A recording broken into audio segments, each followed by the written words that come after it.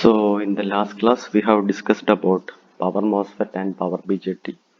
So here we are going to see the comparison between the power MOSFET and power BJT.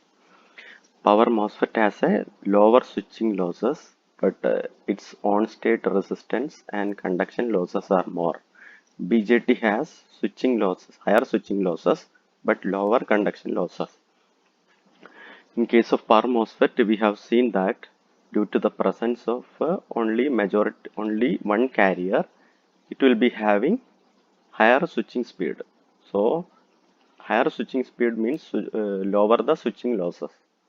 So in the case of MOSFET, it is having lower switching losses. But in the case of MOSFET, on-state resistance is more. Hence, the conduction losses will be more in the case of power MOSFET. Whereas in the case of BJT, higher switching losses because there both the majority carriers and minority carriers are there, so the switching losses will be high, and also it is having lower conduction losses. Okay, that is the one major difference between power MOSFET and power BJT. And second one is MOSFET is a voltage control device, whereas BJT is a current control device. In the case of MOSFET, that if you are applying gate voltage, the MOSFET can be turned on. Whereas in the case of BJT, in the case of common emitter configuration, based on the base current, it is turning on the BJT. So in the case of MOSFET, it is a voltage control device, whereas BJT is a current control device. And another one is MOSFET has positive temperature coefficient for resistance, whereas BJT has negative temperature coefficient for resistance. Due to the positive temperature coefficient for resistance in MOSFET, it can be means in one silicon a numerous number of MOSFET can be connected in parallel, whereas in the case of BJT, parallel connection is little bit complex because of its negative temperature of coefficient for resistance. Okay, in MOSFET, secondary breakdown does not occur. The secondary breakdown does not occur in the case of MOSFET. It is because positive temperature coefficient and the presence of only one carrier. In the case of MOSFET, it is having a positive temperature coefficient and also only one carrier is present. But as in the case of BJT, negative temperature coefficient is there and both the majority and minority carriers are there. So the secondary breakdown occurs in BJT, whereas in MOSFET, secondary breakdown does not occur. Okay. Next one is power MOSFETs in higher voltage ratings have more conduction losses. That is, we have already seen that in the case of power MOSFET, on-state resistance is high, so the conduction loss is more. So, if the voltage rating is increased, the voltage is increased, that is, it will be having more on-state resistance, so the conduction losses will be more. So, normally MOSFET is preferred in low power application when compared to BJT, and also in the case of MOSFET only majority carrier is there, so switching speed will be faster. So MOSFET generally it will be using in low power high frequency applications. Then MOSFETs are available with ratings up to 500 watt 140 ampere, whereas BJT are available with the ratings up to 1200 volt 800 ampere. This is because in case of BJT, on-state resistance is less, so the conduction losses will be less. But in case of MOSFET, on-state resistance is more, so the conduction losses is more. So its rating should be limited less than that of BJT. Okay, so it is having voltage rating up to 500 volt 140 ampere in case of MOSFET, whereas in BJT it is having a voltage rating up to 1200 volt 800 ampere. Okay, so these are the major comparison between the power MOSFET and power BJT. Now we are going to next topic, that is insulated gate bipolar transistor, IGBT. IGBT is also known as metal oxide insulated gate transistor, MOSIGT, metal oxide insulated gate transistor. Then conductively modulated field effect transistor, conductively modulated field effect transistor, COMFET, or insulated gate transistor. Initially it was calling as insulated gate transistor. Later it got named as insulated gate bipolar transistor. Here, here also similarly like MOSFET, gate is insulated. Okay, so insulated gate bipolar transistor. And the major advantage of IGBT is that it combines the advantages of both the MOSFET and BJT. It will be combining advantages of both the MOSFET and BJT. We will see how. IGBT has high input impedance like MOSFET and low on-state power loss as in a BJT. It is having a high input impedance. What is the advantage of high input impedance? നമുക്ക് gate drive ചെയ്യണമെങ്കിൽ gate voltage വളരെ കുറവ് മതി in case it is having high input impedance. In MOSFET we have seen that lower gate current is required for making that MOSFET turn on. Similarly, in case of IGBT also, it is having high input impedance, so the lower voltage is required to make that IGBT turn on. And also one more thing, IGBT is also a voltage control device, similarly like MOSFET, whereas BJT is a current control device based on the base current. In case of common emitter configuration, based on the base current only BJT is turned on and turned off. But in case of MOSFET and IGBT, it is a voltage control device based on the input gate voltage. It is turned on and turned off. So here, in case of IGBT, it is having high input impedance. So lower gate driven requirements are there to make that IGBT turn on. Okay, and also it is having another advantage that it is having lower on-state power loss as like in BJT. But in case of MOSFET, on-state power loss is more. But in case of IGBT, it is lesser than MOSFET. Okay, and also like MOSFET, IGBT is also free from secondary breakdown problem that is present in BJT. And we have told already, IGBT combines the best qualities of BJT and MOSFET. In BJT, power ratings are 1200 volt, 800 ampere, where frequency is less than 20 kilohertz. Okay, low frequency only. Here, low conduction losses. Conduction loss will be less in case of BJT, whereas switching also will be slower. Switching will be slower because of the presence of both majority and minority carriers. Whereas in the case of MOSFET, voltage rating is 500 volt, current rating is 140 ampere, where frequency is less than 1 megahertz. More frequency of operation we can use it for MOSFET. Here high conduction losses because on-state resistance will be high in case of MOSFET, so high conduction losses. But due to the presence of only one carrier, switching will be more faster. So used in high frequency of operation. Whereas in IGBT, you can see here voltage rating is 1200 volt, current rating is 500 ampere, frequency less than 50 kilohertz. Here lower conduction loss. That is why here current and voltage ratings is high, because it is having lower conduction losses than MOSFET. So here ratings are little bit higher than MOSFET. And high input impedance is there, so gate driven requirement will be less.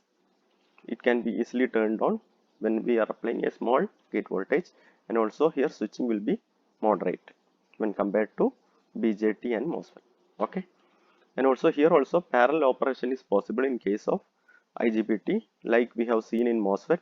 In a single chip of silicon, many basic structure cells can be connected in parallel.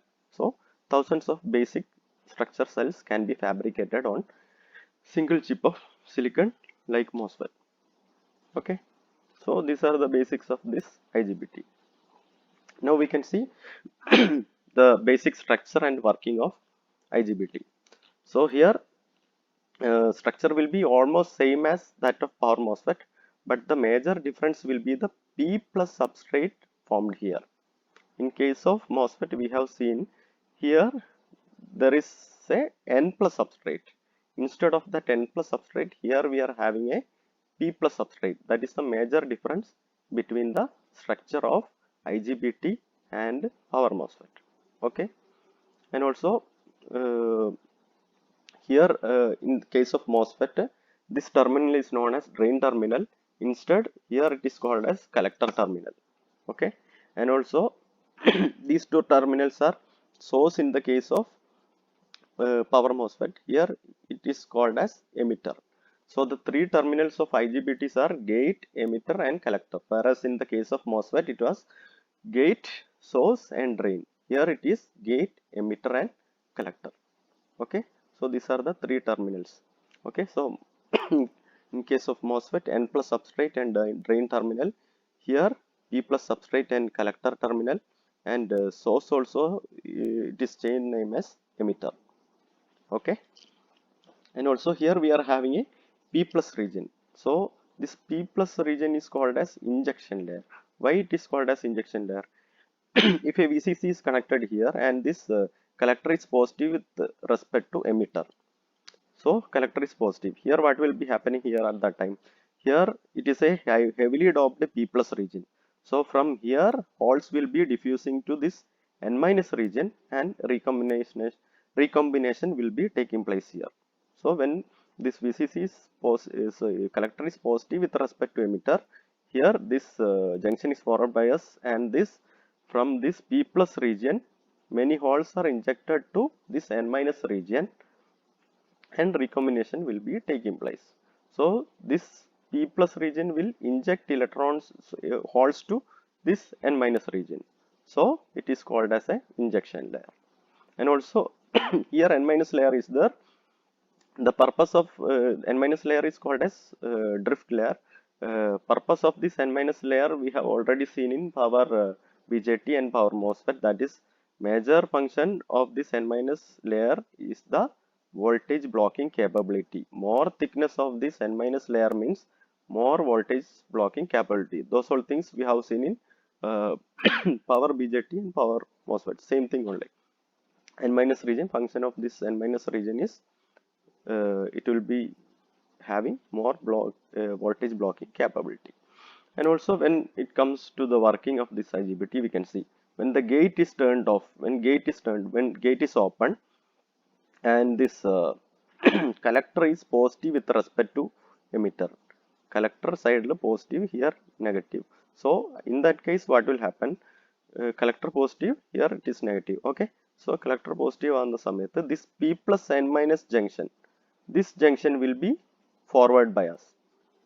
Okay, then N minus P junction is there, this junction will be reverse bias, and Pn plus junction is there, this junction will be forward bias. That is, P plus N minus junction will be forward bias, N minus P junction will be reverse bias, and Pn plus junction is forward bias. Here one junction is there, that is N minus P junction. Here one junction is there in reverse bias condition. So if one junction is there in that reverse bias condition, current path means electron can flow from here to here. So current can be established, and hence no conduction will be there because of this N minus P junction reverse bias. Okay, so no conduction takes place. And another case, when gate is off, when gate circuit is open, and this collector is negative with respect to emitter, here it is negative terminal, then P plus N minus junction will be reverse bias, N minus P junction will be forward bias, Pn plus junction will be reverse bias. This junction will be, P plus N minus junction will be reverse bias, N minus P junction will be forward bias, and Pn plus junction will be reverse bias. At that time also two junctions are there with the reverse bias condition. So again no conduction will take place. Okay, these all are the case when the gate is open. So now when the gate is on, means gate is positive with respect to emitter, what will happen? This side it will act as a capacitor, as we have seen in power MOSFET and power MOSFET. Here this act as a capacitor. That is, one metallic gate terminal is here. SiO2 layer will act as a dielectric, and this P region is there na, P region, it will act as another capacitor plate. So here it will be acting like a capacitor, whereas when positive voltage is applied in gate, here this top of this metallic layer it will be positive, then inside this dielectric medium it will be negative, then downside here near the P region it will be positive, then in that P region negatively charge will be getting accumulated, and when the gate voltage is crossing that threshold gate voltage, what will be happening? A channel is established here in this P region, and what will be ultimately what will be happening there? This N plus region will be short circuited with this N minus layer because of this N channel formed. This N plus and N minus layer will be short circuit by using the N channel formed here. So, and also VCC is applied here. So, this P plus N minus junction is also forward bias. So, there is a path, current path, electron path is established here. So, the current will be flowing from this collector to emitter in this direction or in this direction. So, when the gate voltage is positive, this side act as a capacitor and the negative charges will be accumulated in this P region. Hence, the N plus N minus region will be shorted by using this N channel formed here. So, the and also P plus N minus junction is there, which is forward bias when VCC is applied. So, a current path is established here from collector to emitter, and the current will be starting flowing from collector to emitter in this direction shown here in this figure. Okay, so that is the basic working of this IGBT. Okay, and here you have seen that is that same circuit, IGBT structure only. Here P plus region is there, N minus region is there, P region is there, N plus regions are there. Okay, here you can see you can visualize two transistor, one PNP and NPN transistor. One transistor is formed here like this P plus N minus P, P plus N minus P. It will be forming a PNP transistor, and this N minus P N plus region is there. It will be forming a NPN transistor. So, three layers P plus N minus P, P plus N minus P. It will be forming a PNP transistor. Whereas in that case, P plus act as emitter, this P plus act as emitter, this N minus act as a base, and this P will act as collector. Okay, P plus as emitter, N minus as base, and P as collector. P plus as emitter, N minus as base, and this P as collector. That is one PNP transistor, and here one N minus is there, which will be acting as collector. One P region is there, which will be acting as base, and one N plus region is there, which will be acting as collector, and another NPN transistor is formed here. Okay, layers N minus P, N plus layers constitute a NPN transistor. N plus acts as emitter, N plus acts as emitter, P region acts as base, and this N minus region acts as collector. Okay, and this N minus region is there na, this will be acting as base for the PNP transistor and collector for the NPN transistor. En minus region, it will be acting as base for the PNP transistor and collector for the NPN transistor. Okay, and also here P region is there. This P region will be acting as base for the NPN transistor, and collector for the PNP transistor.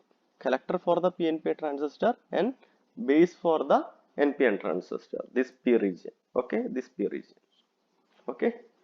So here you can visualize as a two transistor. One is NPN and another PNP. Here gate side is here. Okay. So ultimately that equivalent circuit we can draw like this. One gate terminal is there, one NPN transistor is there, and another PNP transistor is there. Okay, so the P region will act as base for the NPN transistor, and the P region will act as base for the NPN transistor, and the collector for the PNP transistor. Okay, understood. So this is the equivalent resistance here, resistance offered by the N channel, and this is the circuit diagram.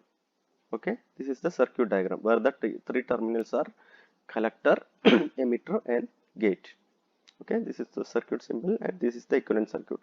Here, the two transistor we have visualized here is shown. One is PNP transistor. That PNP transistor, P plus substrate will act as emitter, N minus region will act as base, and P region will act as collector. And another one is NPN transistor is there, where this N minus region will act as collector, P will act as base, and this N plus region will act as emitter. Okay, so it can be drawn equivalently as like this. One gate terminal is there, and here one NPN transistor, and here one PNP transistor, and one resistance offered by the, this is the resistance offered by the N channel, and equivalent the circuit symbol is this one only. Okay, understood. So this is about the IGBT, and coming to IGBT characteristics, one is output characteristics. Output characteristics means output current versus output voltage. One is IC versus VC. IC versus VC is the output characteristics, where the parameter change will be the gate emitter voltage. Gate emitter voltage. Here, this graph will be almost similar as like BJT, but in case of BJT, the parameter varying will be IB, base current, because BJT is a current control device, so there will be varying base current. Here it is a voltage control device, so here VG voltage will be, gate voltage will be varying. So here we can see as the gate voltage increases, the collector current is increasing. Okay, so output characteristics of IGBT plot between collector current IC versus collector emitter voltage VC for various value of gate emitter voltage. Varying parameter is VG, where in the case of BJT it will be IB. Okay, in forward bias condition, output characteristics is similar to that of BJT. Controlling parameter is gate emitter voltage here, VGE, because IGBT is a voltage control device, whereas BJT is a current control device. So based on this VG variation, we will be turning on this IGBT. Oh, okay, so this is the output characteristics, and the transfer characteristics is defined as plot between output current and input voltage IC versus VGE. Okay, here you can see transfer characteristics almost similar that we have seen in power MOSFET. And also one VGT. VGT is the threshold voltage. Below this VGT voltage, this IGBT will be turned off only. Okay, so transfer characteristics of IGBT is the plot between collector current, output current versus gate emitter voltage, VG input voltage. Characteristics is identical to that of power MOSFET. When VG is less than that threshold voltage, VGT, IGBT will be in off state. Okay, so now the switching characteristics of IGBT. For switching characteristics, you can see here VG is the input gate emitter voltage, then VC is the output collector emitter voltage, and this IC is the output collector current. Okay, turn on which will be equal to TDN plus TR. Turn on which will be equal to TDN plus TR. Okay, TDN two times, one TDN is there and another time is TR is there. So summation of TDN plus TR is turn on time, where this delayed time TDN is defined as time for the collector emitter voltage to fall from VCE to 0.9 VCE, or the time for collector current to rise from is initial leakage current ICE to 0.1 IC. So the TDN, delay time, is the time for falling of VCE from VC collector emitter voltage from VCE to 0.9 VCE. അതാണ് എന്ത് ഈ TDN, delay time TDN എന്ന് പറയുന്നത്. അല്ലെങ്കിൽ time from rise of collector current from ICE. ICE means leakage current to a value 0.1 IC. So അതാണ് എന്ത് ഈ delay time TDN. Okay, then rise time TR is defined as the time during which collector emitter voltage falls from 0.9 VCE to 0.1 VCE, or the time for collector current to rise from 0.1 IC to final value IC. TR rise time എന്ന് define ചെയ്യുന്നത് ഈ collector emitter voltage 0.9 VCE യിൽ നിന്ന് 0.1 VCE യിൽ എത്താൻ എടുക്കുന്ന time, അല്ലെങ്കിൽ IC collector current to rise from 0.1 IC to final value IC. Okay, 0.1 IC നിന്ന് final value IC യിലേക്ക് എത്താൻ എടുക്കുന്ന ആ ടൈമിനെയാണ് റൈസ് ടൈം TR എന്ന് ഡിഫൈൻ ചെയ്തിരിക്കുന്നത്. Okay, and also after T on we can see collector current IC will be remaining as that value IC, and the collector emitter voltage falls to a small value called VCS. Collector emitter voltage will be falling to a voltage VCS, where this S denote saturation. Okay, S denotes saturation. At that time this IGBT will be in saturation condition, so it will be falling, this collector emitter voltage will be falling to a saturated voltage, small saturated voltage VCS. Okay, when the device is turned on. Okay, so this is about the turn on time. Now when coming to turn off, it will be little bit complex. You can see here it is little bit complex than turn on. Here T off is defined as summation of TDF plus TF1 plus TF2, where TDF is the delay time, then TF1 is the first fall time, and TF2 is the final fall time. Okay, so delay time TDF, this delay time TDF is the time required for gate voltage falls from VGE to threshold voltage VGET, and the collector current falls from IC to 0.9 IC. അതായത് ഈ നമ്മുടെ input voltage ഉണ്ടല്ലോ, അത് from VGE to VGET, threshold VGET-യിലേക്ക് follow ചെയ്യാൻ എടുക്കുന്ന ആ ടൈമിനെയാണ് നമ്മൾ ഇവിടെ ഡിലേ ടൈം TDF-നെ ഡിഫൈൻ ചെയ്തിരിക്കുന്നത്. അല്ലെങ്കിൽ കളക്ടർ കറണ്ട് അതിന്റെ ഫൈനൽ വാല്യൂ IC-യിൽ നിന്ന് 0.9 IC-യിലാവാൻ എത്തുന്ന ടൈമിനെയാണ് നമ്മൾ ഇവിടെ TDF എന്ന് ഡിഫൈൻ ചെയ്തിരിക്കുന്നത്. Okay, then first fall time TF1 is defined as the time during which collector current falls from 90% to 20% of its initial value IC, or the time during which collector emitter voltage rises from VCES to 0.1 VCE. അതായത് first fall time, ഈ ഒരു time is the time from which collector current falls from 0.9 IC to 0.2 IC. 0.9 IC-യിൽ നിന്ന് 0.2 IC-യിലേക്ക് fall ചെയ്യാൻ എടുക്കുന്ന time, അതാണ് first fall time. അല്ലെങ്കിൽ collector emitter voltage rising from VCES to 0.1 VCE. collector emitter ആ saturated voltage ഉണ്ടല്ലോ VCES, ആ വോൾട്ടേജിൽ നിന്ന് VCES-ൽ നിന്ന് 0.1 VCE-യിലേക്ക് എത്താൻ എടുക്കുന്ന ആ ടൈമിനെയാണ് ഫസ്റ്റ് ഫോൾ ടൈം എന്ന് ഡിഫൈൻ ചെയ്തിരിക്കുന്നത്. Either collector current falling from 0.9 IC to 0.2 IC, or from that collector emitter voltage rising from VCES to 0.1 VCE. Okay, and final fall time is there. Final fall time TF2 is defined as time during which collector current falls from 20% to 10% of IC, or the time during which collector emitter voltage rises from 0.1 VCE to final value of VCE. അതായത് final fall time TF2 is defined as collector current falling from 0.2 IC to 0.1 IC. Collector current 20% of I C to 10% of I സിയിലേക്ക് എത്താൻ എടുക്കുന്ന ടൈമിനെയാണ് final fall time എന്ന് വിളിക്കുന്നത്. അല്ലെങ്കിൽ നമ്മുടെ collector emitter voltage rising from 0.1 V C to final value V C, 0.1 V സിയിൽ നിന്ന് final value V സിയിലേക്ക് എത്താൻ എടുക്കുന്ന ടൈം, കളക്ടർ എമിറ്റർ വോൾട്ടേജ് എത്താൻ എടുക്കുന്ന ടൈം, അതിനെയാണ് ഫൈനൽ ഫോൾ ടൈം എന്ന് പറയുന്നത്.